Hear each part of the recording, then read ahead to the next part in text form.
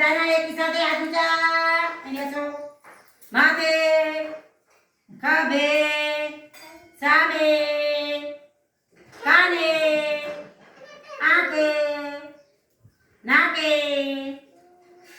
જીભે બધા જીભ બહાર કાઢો પછી દાઢીએ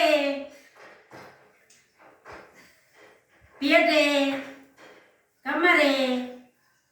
પછી ચાયું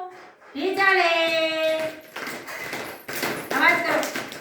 ચલો ડાબી બાજુ 3 તાળી 1 જમણી બાજુ 1 ભારત માતા કી જય આપણે હજુ પણ પાણીની થીમ ચાલે છે કોની થીમ ચાલે પાણીની ચલો બધા એકી સાથે બોલજો આમાં શું છે તમે બધા પાણી જો ઓળખ્યું આમાં શું કરેલું આ અને કેવું પાણી ચોખ્ખું આપણા પાણી કયા પ્રકારનું હોય પાણી ખારું હોય દરિયાનું પાણી ખારું હોય અને કુવા અને નદીનું પાણી મીઠું હોય કેવું હોય નદીનું પાણી કેવું આવે મીઠું બધા એક સાથે બોલો નદીનું પાણી મીઠું અને દરિયાનું પાણી ખારું અને કુવાનું પાણી મીઠું તમે પાણી કોઈ ચાખ્યું હોય ચલો એક બાળક ઊભો થઈને પાણી પીશે અને પછી મને કહે છે કે આ પાણી કેવું છે ચલો બતાવો ચલો વૈશાલીબેન તમે બતાવો થોડું પાણી પીઓ બેટા સામે ઉભા રહો અને આ પાણી કેવું છે એ મને કહો ખારું છે કે મીઠું કેવું પાણી હા મીઠું ચલો 3 તાળી આપો ચલો તમે ટોલીબેન બતાવો થોડું પાણી પી લો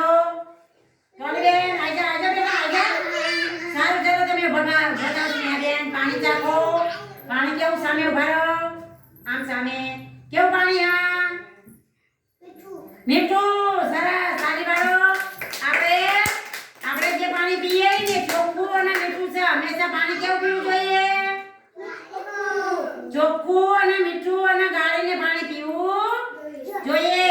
અને પછી બીજી વાત ગંદુ પાણી કે હોય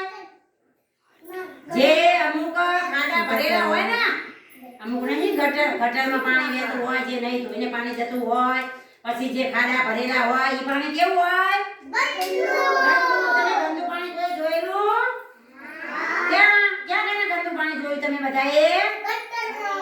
ગટરમાં બીજું પાણી ગંદુ ક્યાં જોયું તળાવમાં પણ ગંદુ પાણી હોય કેમ કે એની અંદર કોણ નાતું હોય ભેંસું ગાયું હોય નીચે ભેંસું અને ગાયું બધા ઢોર અંદર ગરમીના કારણે અંદર નાતા હોય એટલે પાણી કેવું થઈ ગયું હોય ગંદુ તો એ પાણી પીવા લાયક આપણને હોય નહીં એટલે આપણે હંમેશા પાણી આપણે જે બોરમાંથી જે આવે ને પાણી એ ચોખ્ખું કરીને ગાળીને અને પછી પીવું જોઈએ ખબર પડી તો હંમેશા પાણી કેવું પીવું જોઈએ ચોખ્ખું અને